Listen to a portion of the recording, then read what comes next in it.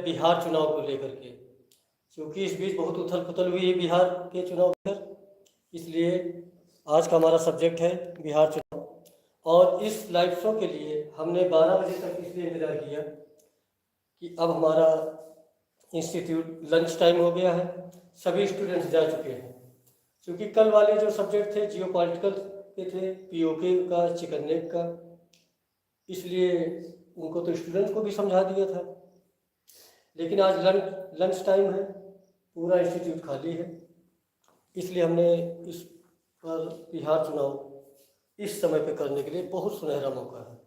अब बिहार चुनाव में क्या होने वाला है ये तो आने वाली तारीखों में पता चलेगा, लेकिन हम क्या चीज़ बताना चाहते हैं उसके लिए पहले आप मेरा एक बयान सुनिए। अगर मल्लाह का बेटा उप मुख्यमंत्री बनेगा, अगर हम बिहार चुनाव को लेकर के अभी तक जैसे चल रहा था, लेकिन ओवैसी आए हैं और ओवैसी ने एक बयान दिया है। उस बयान पर बिहार का पूरा समीकरण गड़बड़ हो गए हैं, सबके समीकरण गड़बड़ हो गए हैं। तो हम अपनी बातचीत शुरू करने के पहले बिहार चुनाव पे आप लोगों को एक हम सुनाना चाहते हैं ओवैसी ने बोला क्या है और उनके इस बोल के मायने क्या क्या है, इसका असर कहाँ तक जाएगा। इसलिए सबसे पहले आप लोग ओवैसी को पहचान लीजिए, ये ओवैसी हैं और ये बोले क्या क्या है, जरा ये भी सुनिए। अल्लाह का बेटा उप मुख्यमंत्री बनेगा तो क्या मोहम्मद का बेटा मुख्यमंत्री नहीं बन सकता? बताओ कोटला की जनता। क्या अबू बकर, उमर, अली और उस्मान का बेटा मुख्यमंत्री नहीं बन सकता? बताओ सीमांचल की जनता। क्या फातिमा का बेटा मुख्यमंत्री नहीं बन सकता? बन सकता है, बशर्ते कि तुम अपनी ताकत को महसूस करो। ये जालिम लोग आकर हमको डरा डरा कर दिमाग में बात डाल देते हैं, अरे नहीं होगा नहीं होगा। मेरे भाई, जब बच्चा चलना शुरू करता है तो बड़े क्या बोलते हैं, उसको चलने दो। गिरेगा, उठेगा, फिर चलेगा, चलेगा तो दौड़ेगा, दौड़ेगा तो कामयाब होगा। अगर मल्लाह का बेटा उप मुख्यमंत्री बनेगा तो क्या मोहम्मद का बेटा मुख्यमंत्री नहीं बन सकता? बताओ कोटला की जनता। बस यही बयान मुझे आप लोगों को सुनाना था कि जब मल्लाह का बेटा मुख्यमंत्री बन सकता है तो क्या मोहम्मद का बेटा मुख्यमंत्री नहीं बन सकता। यही एक बयान पूरा बिहार चुनाव बदल दिया है और इसी को लेकर के हम डिस्कस करने जा रहे हैं। क्योंकि सेनाएं दोनों आमने सामने आ चुकी हैं। एक तरफ ये एनडीए है जिसमें बीजेपी है और नीतीश कुमार की जेडीयू है, लोक जनशक्ति पार्टी के चिराग पासवान जी हैं, जीतन राम मांझी जी हैं, उनकी पार्टी है हम और उपेंद्र कुशवाहा है। दूसरी तरफ है महागठबंधन जिसमें राहुल गांधी कांग्रेस पार्टी, तेजस्वी यादव आरजेडी राष्ट्रीय जनता दल और मुकेश सहनी। ये मुकेश सहनी ही असल में मल्लाह है और इन्हीं को लेकर के सर ओवैसी के इस बयान से आरजेडी के सीट्स पर असर पड़ेगा। हाँ, आप ही वही सब चीज़ बता रहे हैं। इसी बयान को लेकर के तो सब पूरा, तभी मुझे वीडियो बनाना पड़ा। मुकेश सहनी ही वो मल्लाह है जिनका जिक्र ओवैसी अपने बयान में कर रहे हैं कि जब 3% मल्लाह है बिहार में, जब 3% वाला मल्लाह का बेटा मुख्यमंत्री बन सकता है तो मुसलमान 17% है। क्या मोहम्मद का बेटा मुख्यमंत्री नहीं बन सकता, डिप्टी चीफ मिनिस्टर नहीं बन सकता? भाई उनकी बात भी वाजिब है कि जब 3% वाला डिप्टी चीफ मिनिस्टर बन सकता है तो क्या हम 17% वाले चीफ मिनिस्टर नहीं बना सकते? बात उनकी भी सही, लेकिन इसका असर क्या होगा बिहार चुनाव पर? इसका असर ये होगा कि मुस्लिम वोटों का बंटवारा होगा। आप लोग जानते हो जो बिहार का जो मैप होता दिखाते भी, बिहार का जो सीमांचल इलाका है, सीमांचल, वहाँ पर कुछ सीटें ऐसी हैं जहाँ पर मुस्लिम 50% 55% है और निर्णायक भूमिका में है। तो ये जो 50% जो मिल रहा था पूरा पूरा वोट बैंक, ये पूरा पूरा कहाँ जाता था? महागठबंधन के पास जाता था। ये लोग सीट बंटवारे करते, जहाँ कांग्रेस करते वहाँ इनको मिल जाता था, वहाँ इनको मिल जाता था। ये पूरा मुस्लिम का जो यह फैक्टर है ये पूरा राहुल गांधी तेजस्वी महागठबंधन में जाता था। अगर इसमें से थोड़ा सा भी हिस्सा कट करके इधर आ गया तो आप लोग खुद समझिए, अगर 1 रुपया है, अगर उसमें से 20 पैसे निकल जाए तो कम बचेंगे ना। 80 बचे, 70 बचे, 20 निकले, 30 निकले, कोई क्लियर नहीं 20 निकलेंगे या 10 निकलेंगे या 30 निकलेंगे। लेकिन अगर इसमें से कुछ हिस्सा निकलेगा तो ये तो कम पड़ेगा, इनकी तरफ आएगा, कुछ तो फायदा नहीं होगा, लेकिन सबसे ज्यादा फायदा ये एनडीए को होगा। आज सीटें भी क्लियर कर देंगे कि बिहार चुनाव में किसकी कितनी सीटें आ रही हैं। पिछली बार जो बताया था उसमें चेंज हुआ है, क्योंकि कभी कभी कोई घटनाएं होती हैं, कोई बात ऐसी होती है, कोई बयान ऐसे होते हैं जिनका बहुत बड़ा असर पड़ता है। लोग असर कम सोचते हैं, उनका असर बहुत ज़्यादा पड़ता है। जैसे अभी लोकसभा का चुनाव हुआ, उसमें किसी ने बयान दिया, इसमें कमेंट नहीं आ रहा है, उसमें किसी ने बयान दिया कि भाजपा आएगी तो संविधान बदल देगी, भाजपा आएगी आरक्षण खत्म कर देगी। इस बयान ने असर किया। दिव्यांशी का क्या क्वेश्चन आ रहा है? अगर बीजेपी की सीट ज़्यादा आ गई तो सीएम नीतीश कुमार रहेंगे या बीजेपी का होगा? सीएम नीतीश कुमार रहेंगे या नहीं? बहुत इंटेलिजेंट क्वेश्चन है आपका दिव्यांशी जी। ऐसी आशंकाएं भी, लेकिन हकीकत यह है कि दोनों लोग 101 सीटें पर लड़ रहे हैं, बीजेपी और जेडीयू गठबंधन में। लेकिन अगर भाजपा की सीटें ज़्यादा आ गई, 90 के आसपास आ गई, तो मुख्यमंत्री भाजपा का ही बनेगा। चिराग पासवान को 29 सीटें दी गई हैं, अगर उसमें से वो भी 15-20 सीट जीत के आ जाते हैं तो चिराग पासवान और बीजेपी मिलकर के सरकार बनाएगी। नीतीश कुमार मुख्यमंत्री नहीं रहेंगे। सर, ओवैसी के इस बयान से पार्टी की सीट्स बढ़ेंगी या फिर एनडीए की? नहीं स्नेहा जी, ओवैसी का यह जो बयान आया है बिहार इलेक्शन के बीचों बीच में, इस समय प्रचार चरम पर है, इस समय प्रचार चरम पर है बिहार चुनाव में। पहले चरण का मतदान भी करीब आ गया, समझे? तो इस बयान से ये एनडीए को फायदा है, ओवैसी के बयान से, क्योंकि ये मुस्लिम वोट बटेगा। ये जो मैंने यह लिख रखा है, ये जो पूरा 100% दिया जाता था महागठबंधन में कांग्रेस पार्टी और तेजस्वी यादव के पास, अब ये इसमें से बटेगा।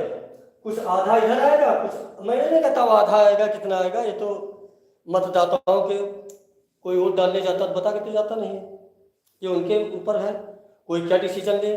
ना हम किसी को कुछ बोल सकते हैं कि आप एनडीए को वोट दें या राहुल गांधी को वोट दें। हम तो निष्पक्ष होकर के अपने चैनल के माध्यम से बताना चाहते हैं कि कितनी सीटें आएंगी, किसकी कितनी सीटें आएंगी।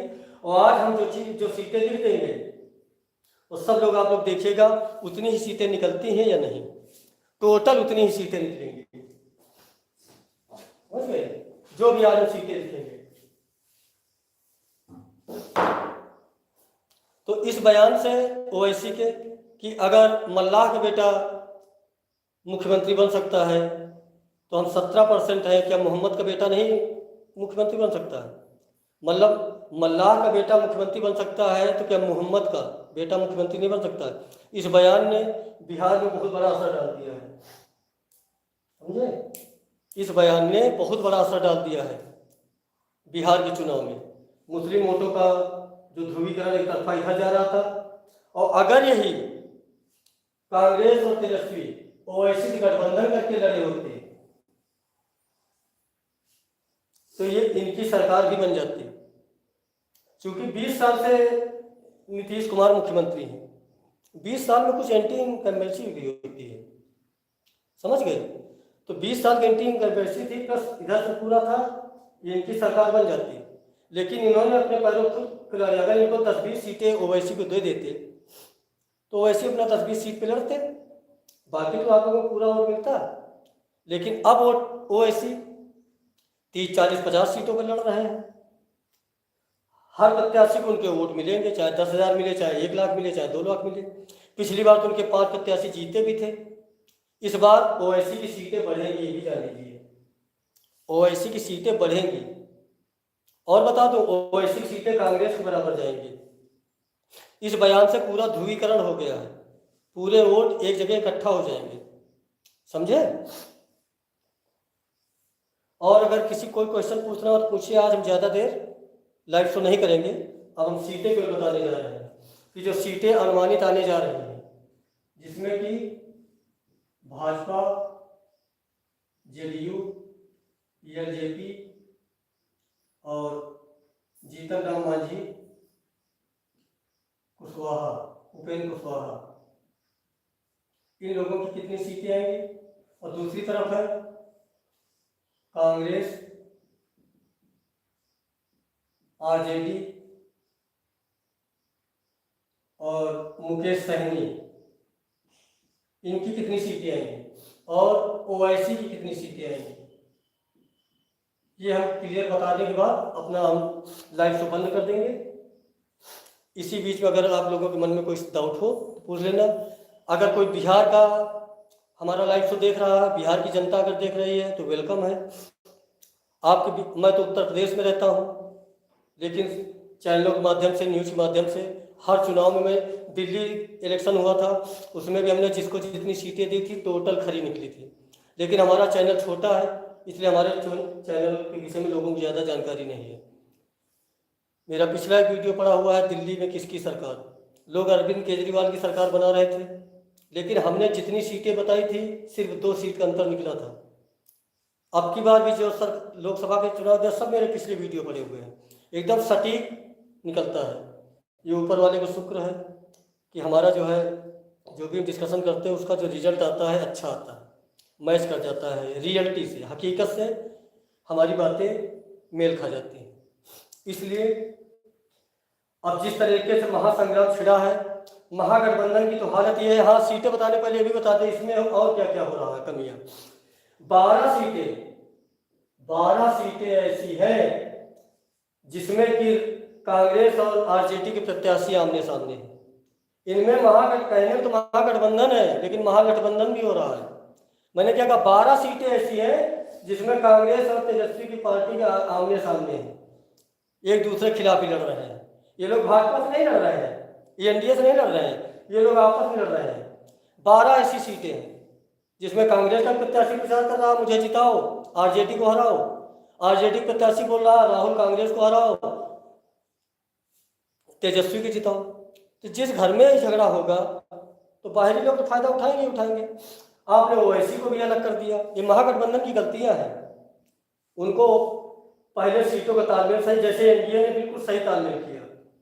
भाजपा 101 सीट पे लड़ रही है, जेडीयू 101 सीट पे लड़ रही है, एलजेपी चिराग पासवान 29 सीटों पे लड़ रहे हैं, जीतन राम मांझी 6 सीटों पर, उपेंद्र कुशवाहा 6 सीटों पर। इधर भी अगर सीटों बंटवारा हो जाता, सीटों बंटवारा हुआ ही नहीं आज तक, सब एक दूसरे के खिलाफ ताल ठोक रहे हैं किस सीट पर। तो ऐसे में जो मतदाता होता है, जो वोटर होता है, वो भ्रमित हो जाता है, कंफ्यूजन में आ जाता है कि हम किसको वोट दें। अब जब कोई भी समझिए, ओवैसी ने जहाँ बयान दिया है अगर कि मोहम्मद का, जब मल्लाह का बेटा मुख्यमंत्री बन सकता है तो मोहम्मद का बेटा क्यों नहीं बन सकता। इस बयान को लेकर के क्या समझते हो, कमेंट रुकिए क्या। इस बयान से ही पूरा समीकरण बदला है, समझे। और अगर आप लोगों ने ना सुना तो मैं एक बार फिर उनका बयान सुनवा दूं। मैं एक बार फिर आपको ओवैसी का बयान सुना दूं, जिस बयान से बिहार की राजनीति में इतनी हलचल बढ़ गई है। ओवैसी का एक बयान पूरा बिहार चुनाव पलट के रख दिया। मजबूरी में लंच टाइम में मुझे अपना लाइव शो करना पड़ रहा है, क्योंकि बिहार की सारी सीटों के समीकरण बदल गए हैं। कुछ दिन पहले हमने बताया था बिहार में किसकी कितनी सीटें आएंगी, लेकिन अब वो सब चेंज हो चुका है।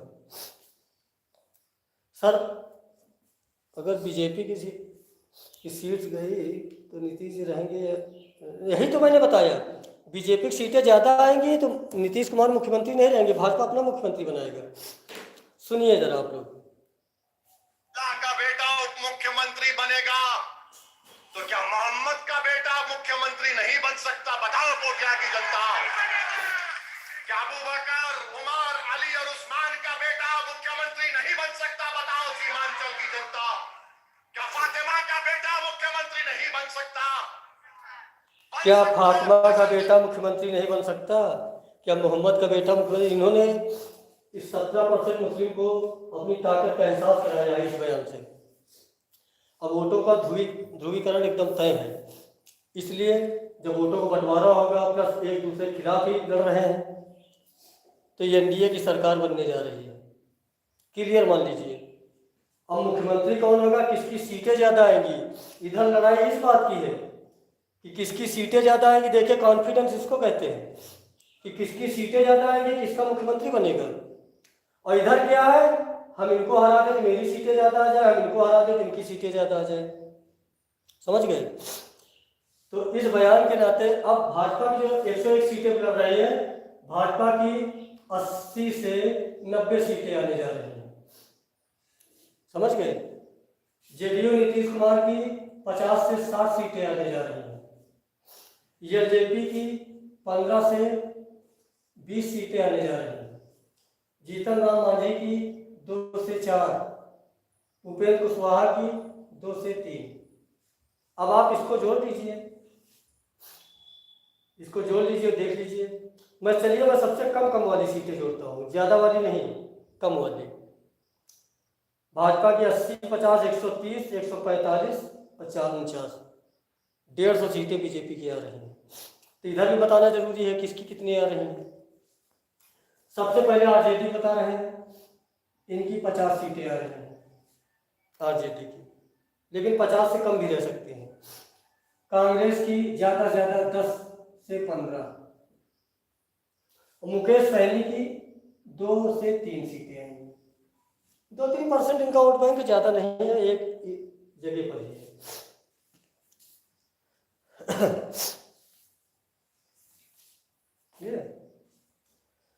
फिर आते हैं ओवैसी। ओवैसी की सीटें पिछली बार 5 आई थी, जिसको न मालूम हो। अब की बार ओवैसी की सीटें ध्यान से देखिए, मैं लिखने जा रहा हूँ। ओवैसी की सीटें 10 प्लस आने जा रही हैं। कितनी? 10 प्लस, 10 से ऊपर आएंगी। ये मेरी बात आप लोग नोट कर लीजिए। अगर कैमरा दूर हो तो मैं थोड़ा नज़दीक कर दिखा दूँ। भाजपा की 80 से 90, जेडीयू की 50 से 60, एलजेपी की 15 से 20, जीतन राम मांझी की 2 से 4, उपेंद्र कुशवाहा की 2 से 3। दूसरी तरफ कांग्रेस की 10 से 15, आरजेडी की 50, सहनी की 2 से 3 और ओवैसी की 10 प्लस, 12 भी हो सकती हैं, 14 भी हो सकती हैं, 15 भी हो सकती हैं ओवैसी की सीटें। तो ये रहा हमारा जो चुनावी विश्लेषण है। क्या सही होता है, क्या गलत होता है, बिहार की जनता तय करेगी। इसको हम उत्तर प्रदेश के लोगों से, हम लोग तो वहाँ वोट भी नहीं डाल सकते, सिर्फ विश्लेषण कर सकते हैं।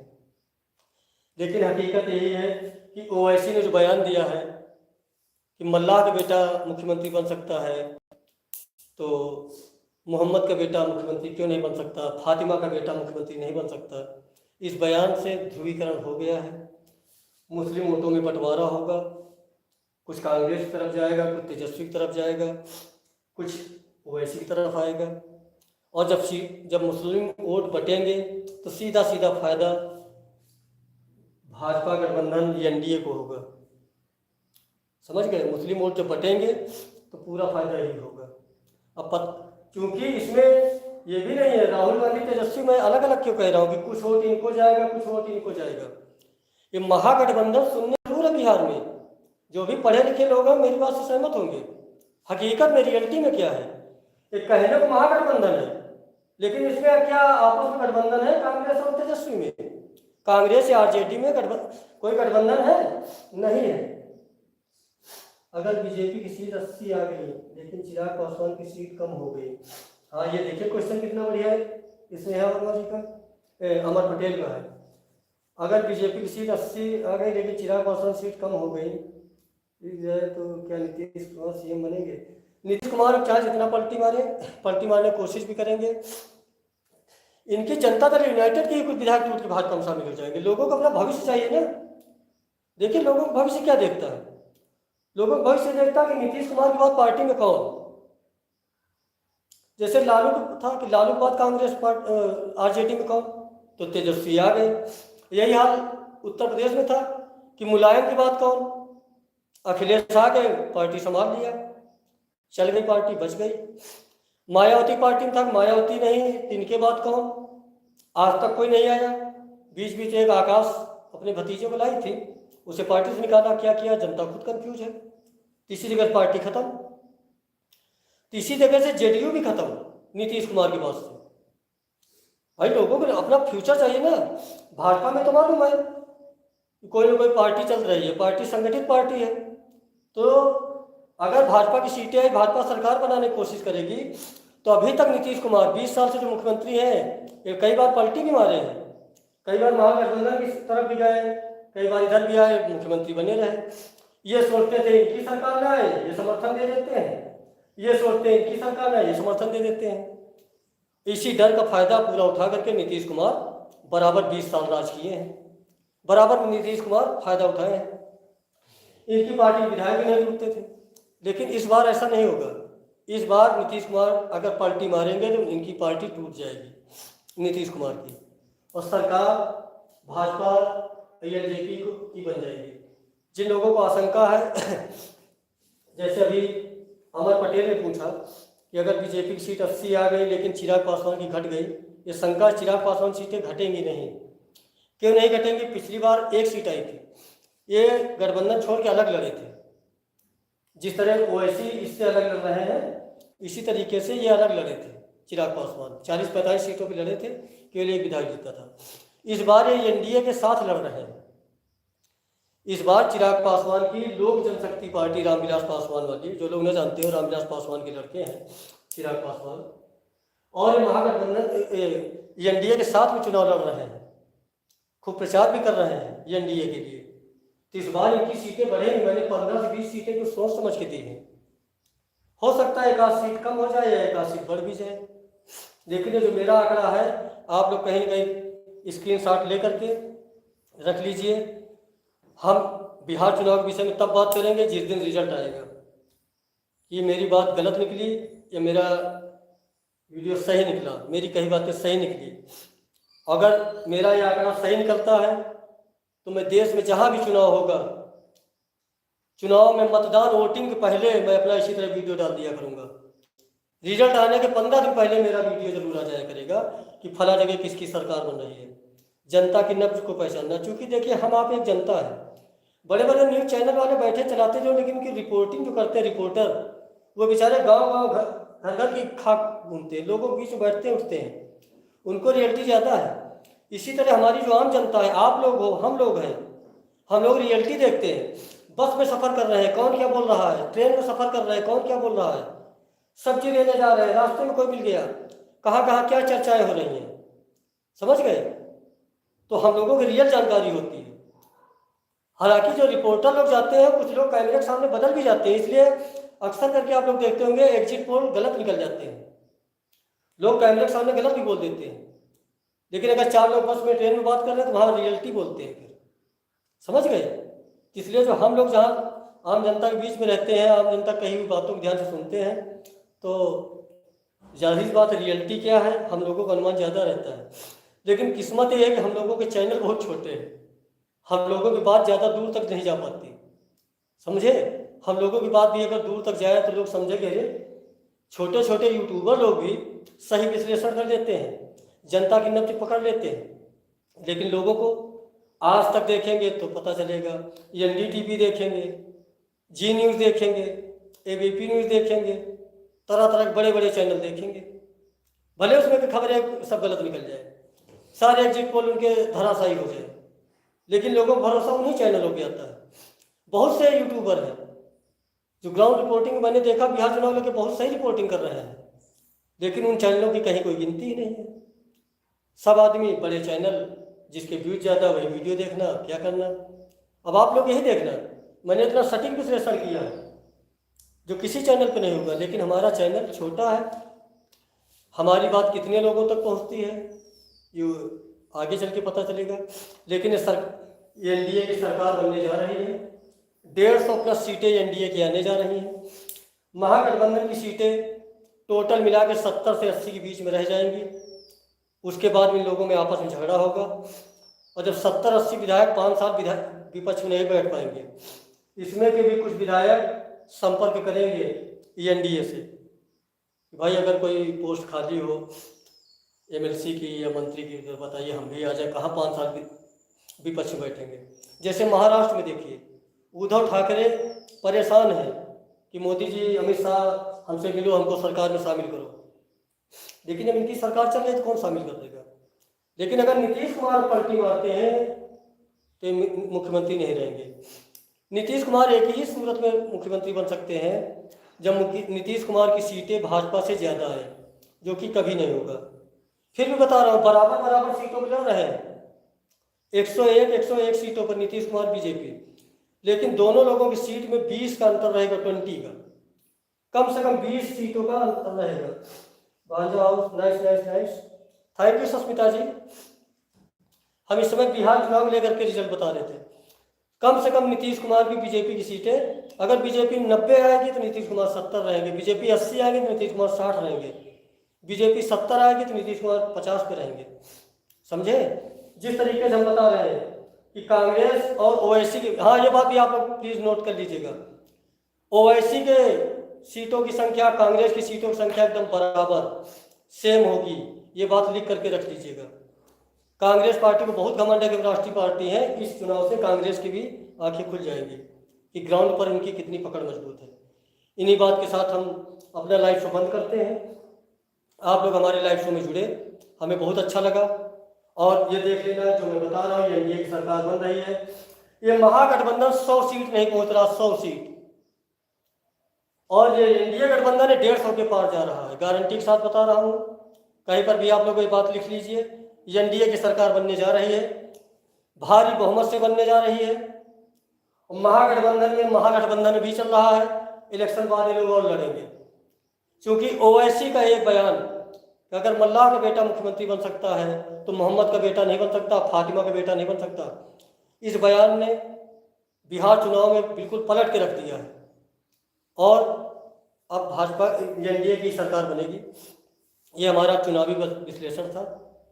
आप लोग मेरे लाइव शो से जुड़े, बहुत बहुत धन्यवाद। नमस्कार।